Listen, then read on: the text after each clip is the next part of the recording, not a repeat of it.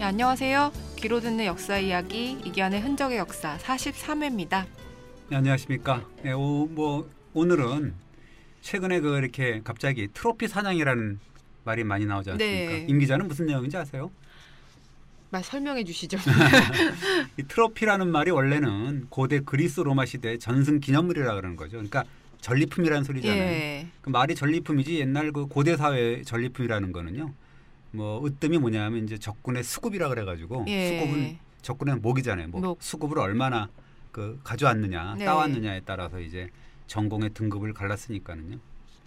그 운동 경기에서 이긴 사람한테 주는 게 트로피잖아요. 네, 그렇습니다. 사실 스포츠라는 게 뭔가요? 그러니까 우리가 인류가 늘상 사람을 죽이고 이럴 수는 없잖아요. 전쟁을 네. 맨날 일으킬 수가 없으니까 주어진 규칙에 따라서 이제 전쟁 대응으로 한번 예. 대리전을 한번 하는 거잖아요. 스포츠는. 그러면서 거기에 이겼다고 이제 트로피를 주는 거니까 네. 전리품을 주는 거죠. 목 대신에 주는 거라고 볼수 갑자기 세상 트로피가 다르게 보입니다. 요즘 동물을 상대로 한 트로피 사냥이 역시 같은 말이죠. 마찬가지죠. 사람을 또 멋대로 죽일 수 없다고 아까 말했잖아요. 그러니까 이제 야생동물을 네. 불쌍한 야생동물 상대로 아주 오락 전투를 벌이듯이 사냥을 하고 사냥한 동물의 신체 일부를 어떻게 보면 전리품 트로피로 삼아서 전공을 네. 뽐내고 있는 그런 격이니까 오락처럼 변질되고 사냥감 자체를 먹기도 하잖아요. 그래서 비인간의 끝 과연 어디일지 그렇게 다시 한번 생각해보는 시간인 것 같아요. 최근에 짐바브웨의 국민사자 세실이 비참하게 죽고 난 다음에 좀 온통 난리잖아요. 네, 근데 맞습니다. 트로피 사냥의 역사가 어제 오늘 일인가 싶습니다. 맞습니다. 세실 비참한 죽음이라고 보고 있으면 하여튼 남의 일 같지는 않아요. 굉장히 먼 네. 아프리카 대륙 났지만은 그 사자가 100년 전에는 20만 마리 됐다 그러는데 지금 3만 마리를 팍 줄었다 그러지 않습니까? 왜 남의 일 같지 않다고 말씀하신 거예요? 늘 이제 남의 일에서 우리가 교훈을 얻지 않습니까? 예. 한국 호랑이의 운명을 보는 것 같아가지고 그렇다는 거죠. 그래서 이번 주 주제를 세실의 죽음에서 비춰본 어떻게 보면 한국 호랑이의 절멸사라는 정도로 우리가 삼고 싶습니다. 한반도에서 마지막으로 발견된 호랑이는 어디 있나요? 예, 공식적으로는 1921년에 경주 대덕산에서 사살된 호랑이라고 알려져 있는데요. 근데 이제 이거는 공식적인 부분이 알려져 있는 건데 22년, 24년 이후에도 조금씩 그 호랑이 포획 기록이 남아 있습니다. 네. 이외에도 간헐적인 기록은 남아 있는데 어쨌든 간에 일제 강점기에 한반도에서 호랑이가 사라진 것은 분명한 것 같습니다. 근데 호랑이는 담군 신화부터 등장했던 아주 친근한 동물이잖아요. 세세하게 굳이 얘기할 필요도 없이 굉장히 많은 호랑이 얘기가 있잖아요. 네. 육당 최남선의 표현대로 하면은 호담국이라고 얘기했거든요. 그러니까 호담이라는 게 호랑이, 이야기담, 나라니까 네. 호랑이가 들어간 속담, 이야기가 전설 등이 많았던 거죠. 그러니까 두렵고도 친근한 존재 이랬으니까요. 그런데 왜 그랬던 호랑이가 멸종됐을까요? 조선에서도 호랑이 포획 작전은 늘 있었잖아요. 아까 말씀드렸지만 호랑이가 친근한 존재이기도 하잖아요. 근데 반드시 사냥해야 될 짐승이기도 했습니다. 왜냐하면 너무 사람과 가깝게 살아가지고 우리 네. 같은 경우는 때때로 이제 사람도 해쳤을 거 아닙니까? 그 실록을 보면 이렇게 나옵니다. 호랑이가 도성한 궁궐까지 안에 들어와가지고 그랬던 일이 있는데 우리가 흔히 인왕산 호랑이라고 얘기하잖아요. 네. 그 세조 때도 보면은 그 세자하고 임금이 인왕산과 북악산에서 군사를 풀어서 호랑이를 잡았다 그러고 3년 뒤에는 경복궁의 후원인데요. 예. 슈로정 연못가까지 이제 호랑이가 나왔다 그래서 한바탕 소독이 벌어지고 그랬다 그러는 건데 이게 북악산에 출몰한 호랑이 찾아가지고 세조가 추격대를 이끌고 직접 골짜기에 숨어있던 호랑이를 쏴주겠다 이런 얘기죠. 그러니까 이런 인왕산 호랑이가 많았던 거죠. 호랑이를 잡으면 상도 주고 피해를 입으면 고을 수령에게 벌도 내렸다면서요? 피해가 좀 있었나 봐요. 그러니까 성종 때인데 아예 민가에서 덫으로 호랑이를 잡는 자한테는 면포 세필, 부역 감면 1년 이런 혜택을 줬다 그러고 그것을 이제 호랑이 퇴치를 위한 규칙이라서 발표했다 그러는 거죠. 그리고 호랑이 피해를 입는 고을의 수령 관리들한테도 책임을 물리려 했는데 만약에 1년에 이 호랑이에게 해를 입는 자가 한 사람이라도 나타나면 수령은 파면당한다. 그리고 담당 관리는 곤장 100대를 맞는다. 이런 식으로 했다 그러는데 이게 너무 중한 게 아니냐라고 해서 처벌은 면했지만 그만큼 호랑이로 인한 피해가 많았다 이렇게 볼 수가 있는 거죠. 그렇지만 조선에서 호랑이 사냥은 아까 말씀하셨던 트로피 사냥이라기보다는 정당방위였다고 봐야 되지 않을까요? 예, 그렇다고 볼 수가 있습니다. 구한말에 조선을 방문했던 윌리엄 그리피스라는 사람이 네. 이렇게 표현을 합니다. 조선 사람은 반년 동안은 호랑이를 사냥하고 반년 동안은 호랑이가 조선 사람을 사냥한다. 라고 기록했을 정도인데요. 이게 사실 좀 과장된 것이긴 하지만 예. 그만큼 이제 조선 사람들에게 호랑이 퇴치는 일종의 정당방위였다라는 것을 보여줄 수 있는 거죠. 근데 구한말이 되면 서양 사람들이 조선의 호랑이를 잡으러 경쟁적으로 찾아왔다면서요. 뭐 호랑이 백수의 왕이잖아요. 멋있잖아요. 사자하고 그렇게 우리가 보더라도 네. 화려하고 위험 있고. 그러니까 이제 그 아까 얘기했던 그 조선 찾은 사람들, 그 사람들이 이제 선망의 대상이었던 거죠. 네. 그러니까 아까 얘기했던 그 그리피스, 은자의 나라 한국, 예. 거기 뭐라고 써 있냐면 이제 그 아까 얘기했던 그런 내용도 써 있고 호랑이의 문화 역사를 갖다가 아주 별도의 꼭지로 굉장히 자세하게 다루고 있거든요. 뭐라고 표현해 놨어요? 그 은자의 나라 한국을 보면 이렇게 나옵니다. 날개 달린 호랑이가 꼿꼿하게 서서 입으로는 불을 뿜어내고 앞발톱에 타오르는 불꽃을 쥐고 있다. 호랑이가 땅과 공기와 하늘의 모든 힘을 장악하고 있다. 그러면서 이제 칼범, 산돌, 소호, 석호 뭐 이런 호랑이를 표현하는 다양한 특수용어 그리고 네. 시적인 표현들이 조선어의 어휘를 더욱 풍부하고 더욱 생생하게 만들어준다. 그리고 사냥은 누구에게도 자유다. 호랑이는 코끼리 사냥보다는 또 사람 사냥을 하기가 더 쉬운 것 같다. 뭐 이렇게까지 얘기를 해요. 근데 좀 과장은 있는 것 같은데요. 예, 그렇습니다. 이제 다만 이제 그 최남선이 아까 얘기했던 호당북이라 그랬잖아요. 그만큼 이제 호랑이 이야기가 많고 속담 그런 말이 많다 그랬는데 여기서도 이제 호랑이 관련된 조선어가 얼마나 많냐라는 네. 걸 적확하게 표현하고 있는 건데 조선의 어휘를 매우 풍성하게 하고 있다. 뭐 이런 표현까지 있으니까는요.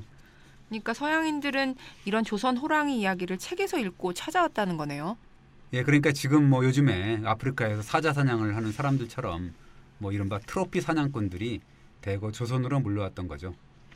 그 우리가 들어도 알 수 있는 사람이 있어요? 예, 예를 들자면요. 미국 대통령을 지냈잖아요. 시오도어 루즈벨트 아들인데 커밋 루즈벨트라는 사람이 있습니다. 이 사람이 조선을 방문해서 그 아주 그 트로피 사냥을 했던 사람인데 1922년에 그때쯤에서 북한 지역 호랑이 사냥한 적이 있었다 이런 기록이 있습니다. 또 그 인디아나 존스의 실제 모델로 알려졌는데요. 로이 체프먼 앤드루라는 그런 학자입니다. 고고학자인데 1911년에 함경도 무산에서 호랑이 사냥을 시도한 적이 있었다 이런 기록이 있고요. 뭐 그 밖에도 이제 뭐 윌리엄 로드 스미스라는 인물, 그다음에 포드 바클리라는 인물 이런 사람들이 목포 인근에서 또 진도 인근에서 뭐 호랑이를 3마리, 2마리 뭐 잡았다 이런 기록이 있습니다.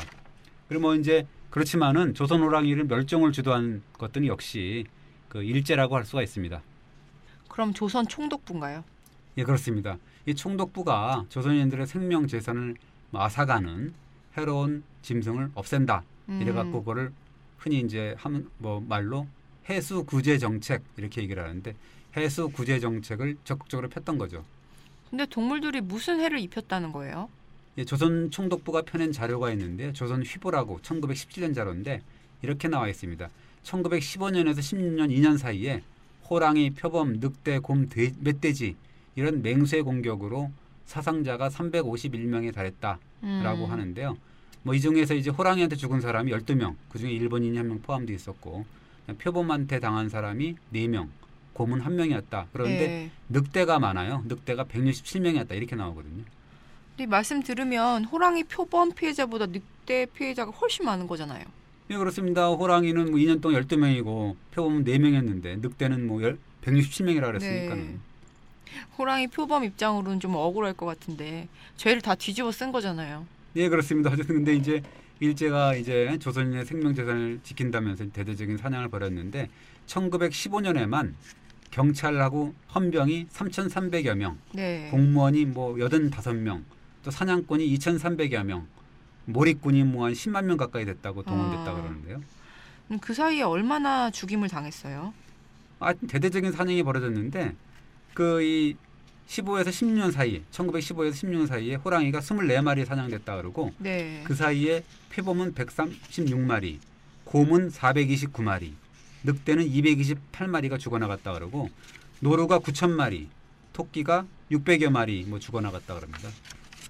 이 사람 희생도 희생이지만은 이 호랑이, 곰, 표범, 늑대 네. 이런 야생 동물들이 뭐 하여튼 치명적인 피해를 입은 거죠. 또 어떻게 보면 호랑이 잡으려다가 표범, 곰, 늑대 그리고 노루, 토끼 같은 동물까지 떼죽음을 당한 것 같은데요. 표범, 곰, 노루가 엄청 죽었네요. 예, 그렇습니다. 그게 호랑이, 표범 먹잇감이잖아요. 뭐 노루 같은 경우가 이제 그런데 네. 뭐 사슴, 멧돼지, 뭐 노루, 뭐 이런 것도 무수히 죽어나갔지 않습니까? 토끼도 죽어나갔다 그러는데 어쨌든 먹잇감이 주니까 자연히 호랑이, 표범도 급격하게 이제 뭐 하여튼 줄게 되는 거죠. 근데 실제 사냥을 일본인들이 한 것은 맞아요? 예, 이제 그 기록에 남아 있습니다. 일제가 조선인들의 소유를 막으려고 사실은 조선인들의 엽총 소지를 제한했거든요. 네. 예를 들자면 그 대덕산 호랑이가 사냥된 1922년 엽총을 소지한 일본인이 10,000명이 넘었거든요. 10,000명이 넘은 상태에서 20,000여 정이 있었다는데 조선인은 1,000명이 좀 넘은 수준이었거든요. 10분의 1밖에 안 된 거거든요. 네. 그러니까 일제가 주민들을 몰입권으로 동원해가지고 전국을 구석구석 뒤져가지고 하여튼 맹수를 다 잡았다 이렇게 볼 수가 있습니다. 이후엔 어땠어요? 이후 기록도 있어요? 예, 이제 1980년대에 그 일본의 야생동물 생태학자인데 앤드 기미어라는 사람이 총독부 자료를 뭐 뒤져서 찾아낸 겁니다. 거기 보면 이제 일제 강점기 때 조선 총독부에서 수렵을 담당한 하급 공무원이 있었는데 요시다 유지로라는 인물이 있습니다. 네. 이 사람이 1926년에 호랑이와 조선이라는 글을 쓰는데 거기에서 이제 적나라한 통계가 밝혀집니다. 어떤 통계요? 19년에서 24년 사이에 5년이잖아요. 포획된 호랑이가 65마리였다. 표범은 385마리 이렇게 된다는 통계가 있습니다. 호랑이 가운데 이제 체중이 뭐 300kg가 넘는 대형 호랑이들이 포함되어 있었다. 그렇게 하고 당시에 그 사이토 총독이 호랑이 가죽 2장을 구입하고 뭐 이런 기록도 있고. 네. 그리고 그 중에 이제 포획된 65마리 가운데는 뭐 33마리가 함경북도에서 잡혔다. 뭐 이런 기록들이 쭉 나와 있습니다. 그래도 1920년대에는 호랑이 표범이 있었네요. 근데 그렇게 지속적으로 잡았으니까 버텨낼 재간이 없었을 것 같은데요. 네, 그렇습니다. 아까 뭐 언급을 했던 앤드 기미어가 찾은 그 총독부 자료를 보면은 24년부터 33년까지 9년간 호랑이 사냥 건수가 단 2건입니다. 그리고 34년 1마리, 37년 3마리, 38년 1마리, 40년 1마리 이렇게 이어지거든요. 네. 그러면서 결국 기록에서 사라집니다. 그러니까 결국 뭐 그때도 호랑이가 이제 나타난 게 한반도 북부 이렇게 잡힌 거기 때문에 남부에서는 이미 멸종됐다고 볼 수가 있는 거죠. 그럼 1940년대 이미 한반도에서는 멸종 상태였던 거네요. 예, 이미 1936년에 그 경성 사범학교 생물교사였는데 우에다 쯔네가츠라는 사람이 있었는데 이 사람이 그 잡지에 이런 표현을 씁니다. 옛날에는 조선에 호랑이가 매우 많았는데 지금은 매우 수가 적어져서 호랑이 그림자도 보이지 않는다. 지금 뭐 피해 방지의 목적 외에도 고가의 모피, 뼈를 얻으려고 잇따라 호랑이를 잡았기 때문이다. 네. 이대로라면 조선의 호랑이는 가까운 장래에 멸종할 것이다. 라고 이제 표현하거든요. 그게 1936년인데 그 당시에는 거의 멸종했다고 봐야 되는 거죠. 근데 아까 일제가 조선인의 생명과 재산을 지키려고 호랑이 같은 해수를 박멸한다고 했는데 그게 맞는 건가요? 순수한 목적 맞았을까요? 아닌 것 같아요. 이게 1917년에 그 당시에 일본의 거부인데 부호 네. 야마모토 다다 사부로라는 사람이 있습니다. 이 사람이 그 당시 돈으로 한 8만 원 정도, 지금 돈 한 번 13억 원 정도 된다고 하는데요. 거금을 들여가지고 조선 호랑이 사냥 행사를 벌입니다. 여기서 단서를 찾을 수가 있는데 사냥단 이름도 호랑이를 정복한다는 뜻이죠. 정호군이라고 했고요. 네. 그리고 1917년 11월 10일부터 한 달간이나 조선 반도에서 이제 대대적으로 그 사냥 행사를 벌이거든요. 그 목적을 보면 기가 막힙니다. 어떤 내용인데요? 이렇게 나와요. 근래에 점점 패퇴해가는 우리 제국 청년의 사기를 높이기 위해 행사를 펼친다라고 아이고. 합니다. 그게 매일신보 신문에 나오는 기록입니다. 근데 1917년이면 제1차 세계대전 중인데 국제 정세가 녹록지 않았을 텐데요. 예, 그렇습니다. 1차 대전이 막바지에 있었죠. 그러니까 일본으로서는 어떻게 보면 제국주의 열강 이론으로 힘을 과시할 필요가 있었다는데 야마모토 정홍이라는 게 이제 조선 총독부의 해수 구제 정책에 부응하기도 하면서 네. 속으로는 어떻게 보면 개인의 어떤 소영웅심, 네. 그다음에 이제 부의 과시, 네. 그다음에 일본군의 사기 진작, 뭐 또 하나 이제 어떻게 보면 제국주의의 이데올로기 확산, 뭐 이런 어떤 복합적인 목적에서 결성된 거다 이렇게 분석할 수가 있는 거죠. 근데 행사에 참여한 기자들이 정오가라 해서 정복군이 부르는 군가 같은 것을 만들었다면서요. 그게 하여튼 그 기자들이 뭐 지었어요. 군가를 지었으니까 어떻게 보면 이 호랑이 잡는 게 어떻게 보면 네. 뭐 군대가 나가는 어떤 뭐 정복군이 나가는 것처럼 한 거죠. 아이고. 사냥 행사의 목적이 적나라하게 드러나는데 뭐라고 하냐면 일어나라 총잡이여 사냥해라 몰입꾼들 일본 남자의 투지를 보여라 사냥감으로 뒤덮일 그늘까지 쏘아라 야마모토 정오군 이렇게 표현이 하나 있고 네. 그다음에 가토 키오마사의 일이요 나중에 이제 나옵니다. 가토 키오마사 가등청정이라 그래가지고 네네. 그 이제 임진왜란 때 쳐들어온 위장이잖아요.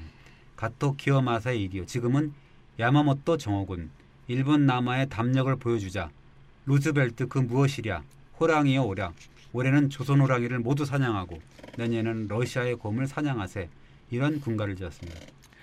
들으니까 기분이 참 안 좋은데요. 네 그렇습니다. 이게 조선을 뭐 식민지로 만들었지 않습니까? 그걸 발판으로 해서 또 미국과 당당히 맞선다. 이게 이제 아까 얘기했던 루즈벨트 얘기가 나오는 거고요. 네. 그다음에 내년에는 또 러시아까지 침략하겠다. 네. 이런 어떤 제국주의 야욕을 뭐 과시한 거죠. 당시에 뭐 원정대장인데 야마모토가 이렇게 얘기했다 그러죠. 늑대는 관심 없다. 조선 호랑이를 다 잡아야 한다. 호랑이를 잡는 것만이 일본 남자 중에 남자다. 이렇게 얘기를 했다 그럽니다. 근데 호랑이 사냥을 한 달간이나 했어요. 네 그렇습니다. 뭐 하여튼 한 달이나 뭐 왔다 갔다 하면서 뭐 나눠 갖고 했다 그러는데요. 그 포획물이 엄청났다 그럽니다. 호랑이 2마리, 표범 2마리, 곰 1마리, 멧돼지 3마리, 뭐 늑대 1마리 해갖고 뭐 기러기 네. 청동어리 이런 것도 뭐 엄청나게 많았고요. 근데 그 잡은 사냥감을 먹었다면서요. 뭐 그냥 먹은 것도 아니라 서울 도쿄 이런 데서 이제 2번이나 시식회를 열었다 하는데요. 경성의 조선호텔에서 한 번 하고 일본 도쿄의 제국호텔에서 한 번 하고 이 제국호텔 시식회에서는 뭐 그 당시에 그 대신들 그러니까 네. 지금으로 따지면 장관들 해갖고 뭐 200여 명의 고관대작이 총출동했다 그러죠. 메뉴가 뭐였어요? 메뉴가 가관이었다 그러는데요. 이게 그 함경도 호랑이의 차가운 고기, 그다음에 뭐 영웅 기러기 수프, 부산 도미, 양주찜, 그다음에 뭐 북청 사냥 볶음, 아휴, 고원의 멧돼지 구이 이렇게 돼 있다 그럽니다. 기분이 정말 안 좋은데요. 네. 그 조선 각지에서 잡아온 사냥감을 요리해서 먹는 일제 고관 제작의 얼굴이 막 상상이 됩니다. 예, 조금 이제 더 기분 더러운 게 이게 이제 그 시식회 때 야마모토가 감격에 겨워서 했다는 연설이 무척 마음에 걸립니다. 뭐라 그랬어요? 뭐라 그랬냐면 전국시대 무장, 그러니까 전국시대가 이제 임진왜란 때 그 당시거든요. 그 직전이죠. 그 무장은 진중의 사기를 높이려고 조선 호랑이를 잡았습니다. 그 지금 이 시대 저희들은 일본 영토에서 호랑이를 네. 잡아왔습니다. 여기에는 깊은 의미가 있다고 생각합니다라고 했다 그래요. 그러니까 그 말은 조선은 이제 일본 영토가 됐으니 호랑이를 마음껏 사냥할 수 있다. 그러니까 얼마나 좋냐 이런 말이네요. 네 그렇습니다. 호랑이 사냥을 통해 가지고 식민지배의 우월감, 자신감 풀어놓은 거죠. 뭐 생각해 보면 이제 어떻게 보면 굉장히 가슴을 찢어놓는 그 발언이라고 볼 수가 있습니다. 네, 조선인의 입장으로서. 네 그렇습니다. 그런데 야마모토는 왜 이렇게 호랑이 사냥을 두고 감격스러워했어요? 뭐 일본인들 같은 뭐 감정이었을 것 같은데요. 사실 섬나라잖아요, 일본이. 네. 호랑이가 없습니다. 생태계의 가장 상위 동물이 일본 늑대거든요. 그랬으니까 이제 그 호랑이가 백세왕이잖아요. 일본 사람들로서는 이제 선망의 대상인데 예로부터 이제 한반도에서 호랑이 사냥하는 거 이걸 이제 무술을 뽐내고 싶었던 일본 무사들에게는 로망이었던 거죠. 그렇다면 일본인들은 예로부터 호랑이를 사냥할 기회가 없었겠네요. 그렇죠. 뭐 일본 열대 없었으니까 한반도에 왔었을 거 아니에요. 그러니까 기록이 하나 있는 게 545년 3월에 일본 서기를 보면 이렇게 나옵니다. 백제를 방문했던 일본 무사 뭐 가시와 때 하테스라고 이제 더 있는데요. 그 식구들하고 같이 왔다 그럽니다. 자식을 이제 누가 호랑이가 잡아먹었다 그래요. 네. 식구들 왔는데 그래서 이제 그 잡아먹은 호랑이를 복수를 해가지고 가서 자기가 그 이 호랑이 혀를 잡고 오른손으로 찔러 죽여가지고 자기가 이제 복수를 했습니다. 그리고 가죽을 벗겨서 돌아왔습니다라고 이제 그 천황한테 일왕한테 이제 보고하는 내용이 그 일본 서기에 나와 있습니다. 이미 1500년 전에 일본 사람이 한반도 백제 땅에 들어와갖고 한국 호랑이를 죽인 기록이죠. 근데 임진왜란 때가 그러면 호랑이 사냥할 좋은 기회였겠네요. 일본인들로서는 얼마나 이 좋은 기회였겠어요. 그러니까 그 한반도를 침략했으니까 그다음에 뭐 그 사냥을 그 사냥했다는 전설이 기록과 뭐 그림으로 아주 많이 남아 있는데 일본인들 사이에서 아주 두고두고 회자됐다 그럽니다. 특히나 이제 그 가토 키오마사 아까 얘기했던 호랑이 사냥 기록이 그 이 140년 후에 그 영웅 호골담인데 상산기담이라는 데에도 나와 있습니다. 뭐라 그러냐면 그 호랑이가 나타나서 갓도의 몸종을 물어 죽여서 화가 난 갓도가 호랑이 사냥에 나서서 이 조총으로 쏴 죽였다. 네. 호랑이가 버둥대다가 급소를 먹고 죽었다. 이런 기록이 있는데 정설로 확인된 기록은 아니지만 네. 그리고 뭐 이 갓도 기요마사 교육했을 때 호랑이 가죽 5장을 가져와서 도요토미한테 주었다. 이런 말도 있습니다. 근데 갓도 키요마사의 호랑이 사냥은 두고두고 일본 글에 나온다면서요? 예, 뭐 이게 19세기 중반 이후가 이제 정한눈이 나오고 또 대륙 침략 이런 게 또 네. 나오잖아요. 그러니까 1853년에 류떼이 다네 히테가 펴낸 그림을 보면 그 중국 일본 영웅 100명을 이렇게 그렸고 글로 네. 썼거든요. 맨 첫 번째로 이제 갓도 키요마사를 달았는데 옆에 이제 쓴 글을 보면 아주 의미심장합니다. 뭐라고 쓰여 있어요? 이렇게 돼 있어요. 갓도 키요마사 일본의 영웅 자국을 떠나서 멀리 사만의 땅에 이르고 중국에까지 그 이름을 떨쳐서 나쁜 호랑이를 물리쳤다. 모든 군사들에게 모범을 보였다. 이렇게 나와 있거든요. 네. 그러니까 특히나 이제 아까 갓도가 원래 조총으로 쐈다 그러는데 조총 싸움은 재미가 없잖아요. 그래서 호랑이에 올라타가지고 머리 위쪽으로 창으로 내리찍고 아유. 뭐 호랑이가 이제 앞발을 허공에 휘두르면서 입을 벌려 고통스러워하는 그림 이런 그림을 했거든요. 그러니까 그 그림 보면 어떻게 보면 그 갓도가 네. 이렇게 그림을 그렇게 그렸다는 게 굉장히 섬뜩한 거죠. 그거 보면은 그 다른 그림 보면은 배를 타고 한반도로 향하는 갓도 키요마사의 그림이 있거든요. 이게 뭐 하여튼 사또가 이제 갓도라는 뭐 얘기가 있고 그런데 네. 그런 뭐 그림이나 글을 보면 굉장히 그 한반도 침략의 야욕 같은 게 적나라하게 드러나는 그런 모습이죠. 19세기 들어서 갓도의 호랑이 사냥이 한반도 침략의 상징이 되는 거죠. 그러니까 이제 아까 얘기했듯이 정한농이 등장하고 그러니까 한반도 침략 노고라하고 그런 일본의 네. 행복 그것과 이제 궤를 같이 하고 있습니다. 그 또 임진의 난을 일으킨 도요토미 히데요시. 이 도요토미 히데요시도 조선 호랑이를 무척 탐했다면서요. 예, 그 1592년에 그 조선 쳐들어온 무장 가메이 고레노리라는 사람이 있는데요. 부산의 기장성을 점령한 뒤에 도요토미한테 이제 호랑이 한 마리를 보냈다 그러는데 굉장히 큰 호랑이였다 그래요. 네. 그래서 이제 도요토미가 당시에 천황이 교토에 있었는데 고요제이라는 천황인데 한테 보인 다음에 호랑이를 수레에 실어 갖고 이 서울을 그러니까 이 일본 장안이라 그러는데요. 돌아다녔다 네. 그러고요. 이때 도요토미가 기뻐서 아주 미친 듯이 춤을 췄고 그러니까 이제 조선을 출병했던 일본 무장들이 경쟁적으로 호랑이를 보냈다 이렇게 나옵니다. 예를 들자면 기카와 히로이에라는 그 무장이 있는데 동네에서 한 마리, 시마즈, 요시히로 뭐 이런 무장은 또 창원에서 2마리를 잡아가지고 소금에 절여서 아휴. 도요토미한테 보냈다 그럽니다. 근데 도요토미가 호랑이를 잡아 보내라 한 거잖아요. 예, 뭐 그 조선 출병했던 나베시바 가문 그 문서에 나와 있는데요. 방금 전에 호랑이를 보내라는 명을 받았기 때문에 빨리 사냥해서 보내겠습니다라는 내용의 편지를 보내고 또 아마 이제 그 도요토미가 당시에 그 호랑이 고기가 최고의 보양식이었거든요. 그래서 네. 거의 또 보냅니다. 호랑이의 가죽, 머리, 뼈와 고기, 간과 담을 목록 그대로 잘 받았다. 아유. 도요토미 님이 기뻐하면 드셨다. 이런 그 도요토미 측근이 그 보낸 공문서가 있습니다. 네, 뭐 호랑이가 얼마나 좋은 음식이길래 그렇게까지 했을까요? 호랑이가 이제 그 호피 특히나 그러면 고관대작들 융단으로 사용이 됐고 뼈, 피, 담, 고기 뭐 이런 게 뭐 안 쓰는 게 없었나 봐요. 최고급 정력 강장제다 이렇게 나오는데요. 네. 호랑이 뼈가루 골즙 같은 경우는 이제 호정이라 그래 갖고 그렇게 일컬어졌고 이걸 잘 섞어 갖고 만든 술이 호정주라고 이제 해서 고가로 팔렸다 그러고 아이고. 호골고라고 있습니다. 호랑이 뼈를 바짝 졸여 가지고 만든 고약인데 그 효력이 뭐 신기에 가까웠다 이렇게 얘기를 하는 거죠. 임진왜란 중에 엉뚱하게 호랑이들이 희생을 당한 거네요. 예, 그렇죠. 그러니까 어떻게 보면 외장들의 무용담 뭐 예. 이렇게 하고 그다음에 그 도요토미 히데요시 보양강장제로 해갖고 무참히 음. 살해됐다고 볼 수가 있는 거죠. 또 그로부터 300년이 지나 조선을 병합한 일제 조선 총독부도 나선 거고요. 예, 그렇죠. 근데 그뿐만 아니고 또 이제 총독부 차원뿐만 아니잖아요. 예. 트로피 사냥꾼이었던 야마모토까지 이제 원정대를 꾸며가지고 호랑이 사냥에 나섰으니까요. 그러니까 일본인들로서는 사실 그랬을 거 아니에요. 전설, 신화 뭐 이런 걸로만 접했는데 간간히 뭐 이제 침략 전쟁 와중에서만 맛봤던 호랑이 예. 사냥인데 이제는 일본 영토화 된 조선 땅에서 자기 마음껏 할 수 있게 됐으니까 얼마나 좋았을까요? 그 와중에 조선 호랑이는 이제 한반도에서 볼 수 없게 된 거잖아요. 그렇습니다. 뭐 지금 이 순간에 하여튼 조선 호랑이의 슬픈 운명을 되짚어 보면 어떻게 보면 이제 아프리카 사자들의 어떤 앞날도 그려질 수가 있는 건데요. 사실 남의 일 같지가 않습니다. 이번 주는 여기까지 하겠습니다.